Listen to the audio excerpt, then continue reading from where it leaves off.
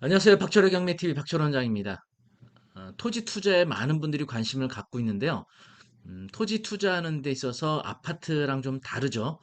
아파트는 뭐 무슨 동에 아파트 브랜드가 뭐냐, 뭐 사실 이게 아파트의 투자 가치 또는 아파트 입지를 결정하는 상당히 중요한 요인이라고 할 수가 있겠죠. 비교적 좀 심플합니다. 그래서 많은 분들이 아파트 투자를 선호하고 계시죠. 그런데 토지에 있어서는요, 좀 더 좀 여러 가지 다양한 복합적인 요인들이 고려가 되고 있습니다. 특히 뭐 농지라든지 임야의 경우에는요, 일반인들이 좀 알기 어려운 그런 용어들 또 공법적인 제한들이 많이 있습니다.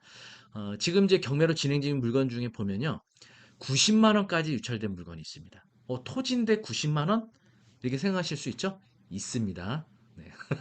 우리 누구나 90만 원 있잖아요. 이 90만 원으로 토지를 낙찰받을 수 있는 기회 있습니다. 다만 이 토지에도 좀 주의해야 될 사항이 있어요. 금액은 얼마 안 되는데 이 토지를 취득함에 있어서 꼭 알아야 될 사항 좀 소개도 좀 해드리고요. 그리고 남양주시의 임야인데 감정가격 13억인데 여러 차례 유찰돼서 현재 2억 8천까지 유찰된 토지도 있습니다. 자, 이 토지들, 자, 어떤 문제가 있는지 또 우리가 해결할 수 있는 문제인지 한번 알아보도록 하겠습니다. 영상 보시기 전에 구독 그리고 좋아요 먼저 부탁드립니다.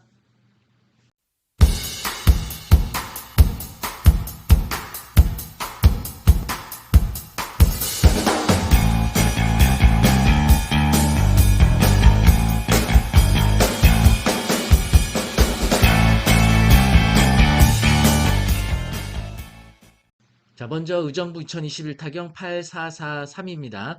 경기 연천군 신서면 대광리. 예. 감정평가 금액은 267만 8,900원이고요. 현재 최저가는 91만 9천 원입니다. 네. 100만 원도 안 되는 돈으로 토지를 살 수 있는데, 자, 일단은 토지 감정평가 명세표. 이건 이제 감정평가서에 포함되어 있습니다. 해당 토지는요, 바로 여러 개 토지 중 여기에 해당이 되거든요. 요 토지에. 보시면 전체 면적이 89제곱미터인데 이 중 10분의 7입니다. 따라서 해당 토지는요, 62.3제곱미터가 되는 거죠. 이런 거를 지분 경매라고 하죠. 전체 소유권이 아닌 10분의 7. 그러니까 여러분이 89제곱미터 농지 중 62제곱미터를 다른 사람께 공유로 소유권을 취득하게 되는 겁니다. 법원에서 공시하고 있는 물건 명세서 보시면은요. 지분매가 이렇게 돼 있죠. 그리고 농지 취득 자격 증명 필요 미제출 시 보증금 미반환 이렇게 돼 있습니다.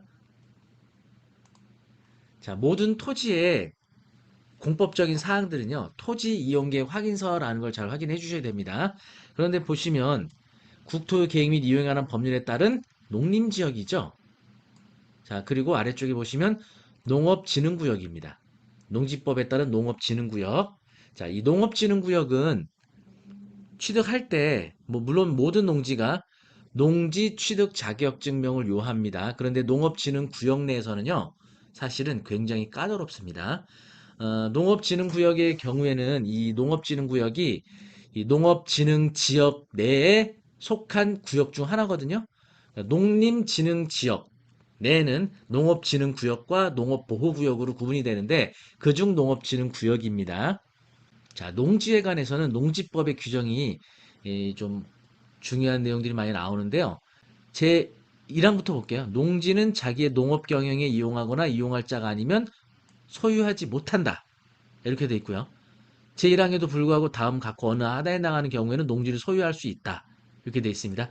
아래쪽에 나오는 요 항이 해당이 되면 농업 경영에 이용하지 않더라도 소유가 가능하다는 거죠. 그런데 보시면 주말 체험 영농을 하려고 농업진흥지역 외 농지를 소유하는 경우 이렇게 돼 있어요. 다시 말하면 농업진흥지역 외에서 주말 체험 영농 목적으로 하는 경우만 농업 경영에 이용할 자가 아니더라도 농지를 소유할 수 있다는 거죠. 그 외에는 농업에 농업인이 농업 경영에 이용할 자만이 취득이 가능하다는 겁니다. 그래서 면적에 관한 사항이 나오는데요. 주말 체험 영농을 하려는 사람은 1,000제곱미터 미만의 농지를 소유할 수 있다. 이렇게 돼 있죠. 그래서 주말 체험 영농의 경우는 1,000제곱미터 미만의 농지를 소유를 목적으로 하고요.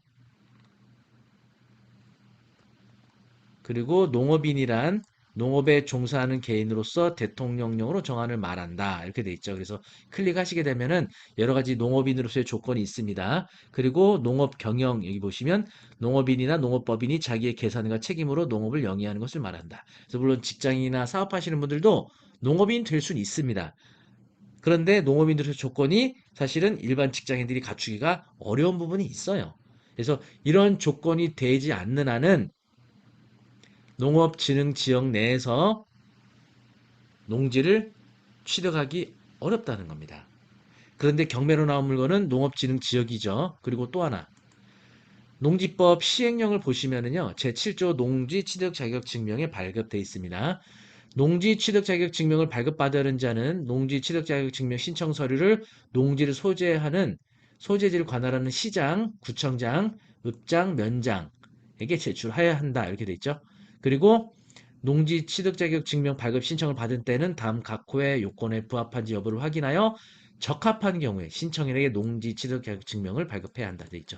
쭉 나오는데요. 그 중에 5호를 보시면 신청 당시 농업 경영을 하지 아니하는 자가 자기의 농업 경영에 이용하고자 하여 농지를 취득하는 경우 현재는 농업인이 아니에요.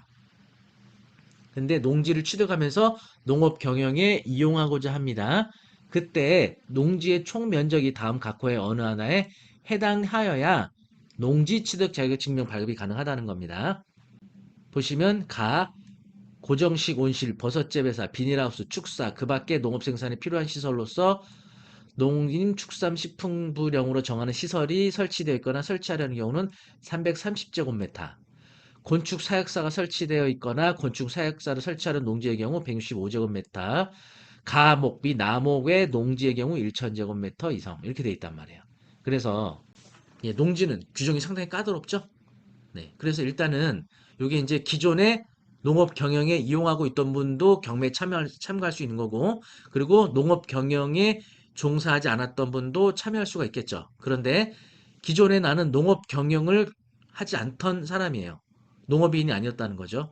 이분이 취득하면서 농업 경영에 이용하고자 할 때는 농지의 총 면적이 1000제곱미터 이상이어야 돼요.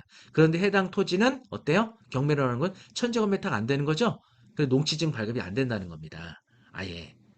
물론 이 농지에 대한 면적은요, 세대로 구분을 합니다. 그래서 세대의 총 면적이 1000제곱미터로 볼 수가 있는 거고요.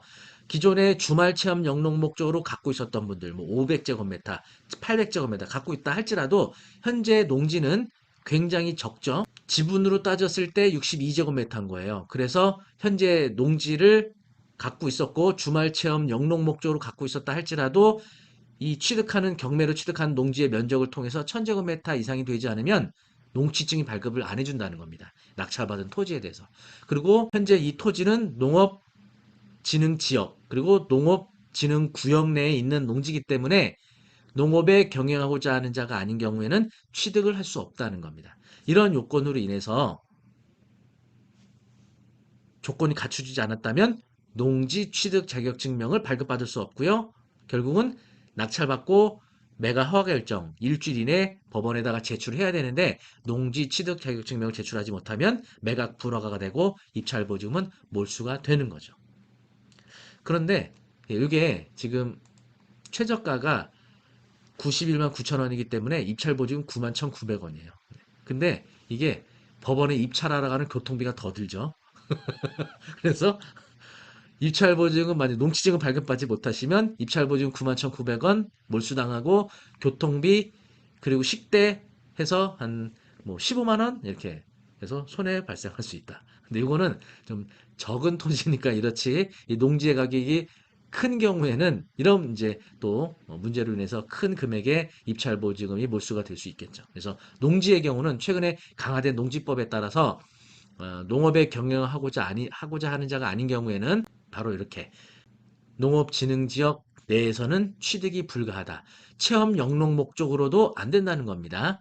그리고 처음으로 농업 경영에 참여하고자 취득하실 때는 1000제곱미터 이상이어야 농지 취득 자격증명이 발급이 된다는 거죠.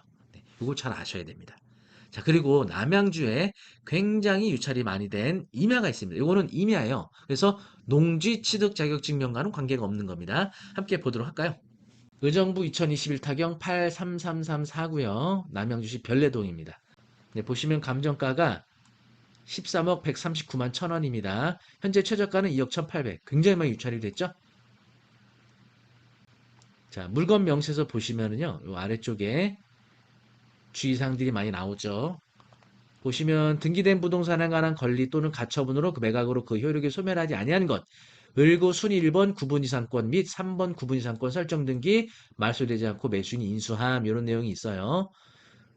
자, 이게 무엇인지 등기부등본 한번 볼까요?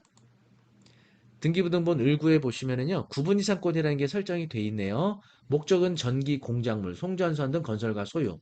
그래서 전기 공작물의 존속 기간까지 돼 있고요. 구분 이상권 존속 기간 동안 총 지료금 1,565만 7,025원이네요.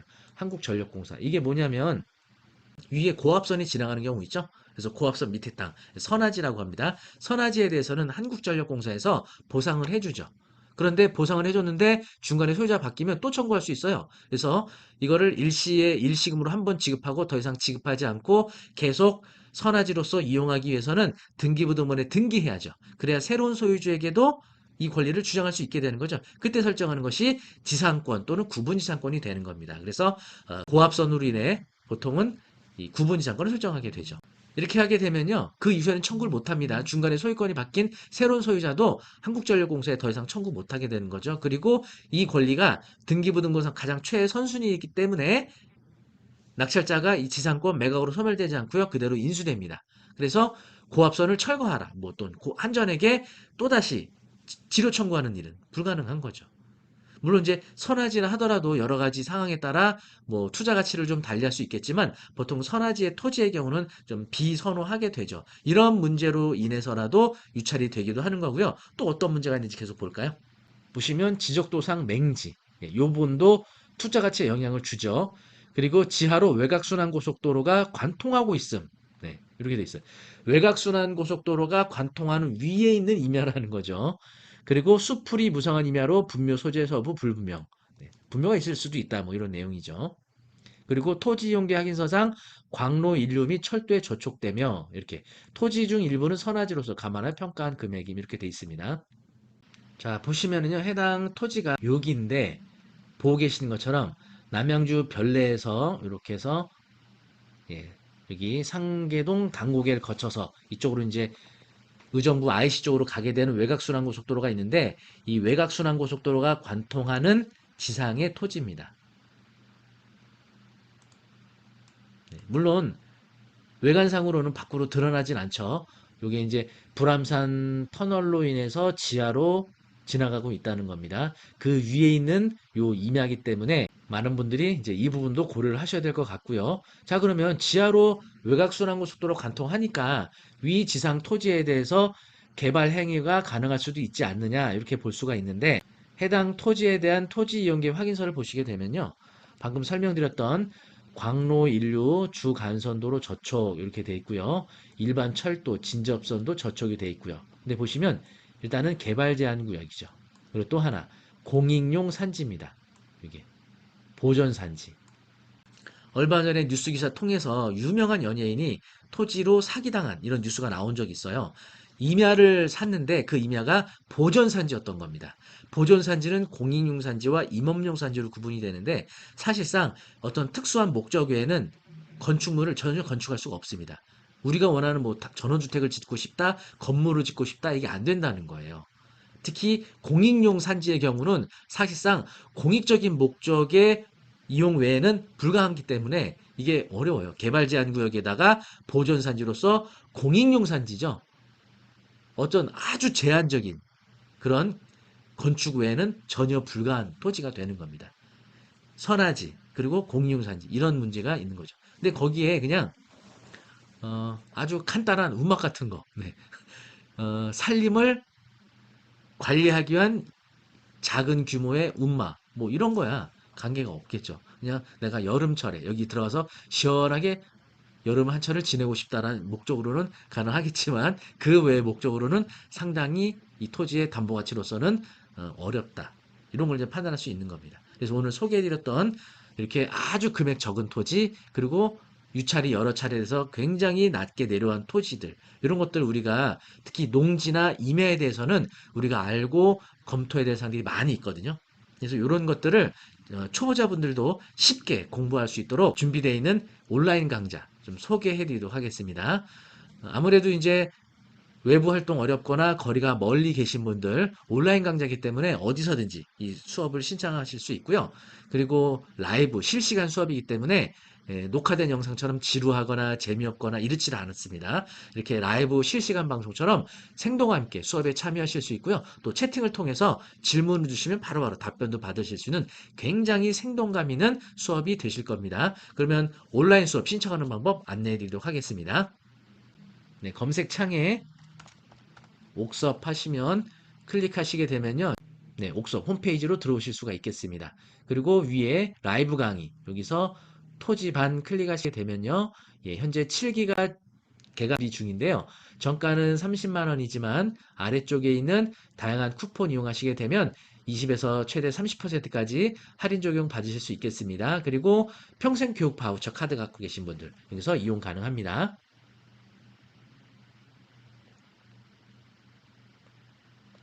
네, 아래쪽에 보시면은 커리큘럼 소개도 나와 있습니다. 그래서 개강은 10월 5일이고요. 저녁 6시 45분부터 9시까지. 첫날만 6시 45분에 개강을 하게 됩니다. 둘째 날부터는 매주 수요일 저녁 7시부터 9시까지 2시간씩 총 4회 진행이 됩니다. 그래서 아주 짧은 기간 동안 아주 중요한 사항들만 임팩트 있게 공부하실 수가 있겠습니다. 그래서 방금 제가 소개해드렸던 이런 경매 절차나 용어, 토지 권리 분석을 위한 서류 보는 방법부터 또 용도 지역과 용도 구역 구분하고요. 또 도로에 관한 사항들, 그리고 건축을 위한 이런 조건들, 그리고 낙찰받은 이후에 제시외가 있다든지 또는 수목이나 분묘가 있는 경우 해결하는 방법까지 초보자들도 아주 쉽고 재미있게 공부할 수 있겠습니다. 네, 그리고 여기 강의 주제를 클릭하시면요. 이렇게 검정 화면인데 요 라이브 수업 시간에는 요 검정 화면을 통해서 라이브 영상이 송출이 됩니다. 스마트폰, 태블릿, 그리고 PC 어떤 방식으로든지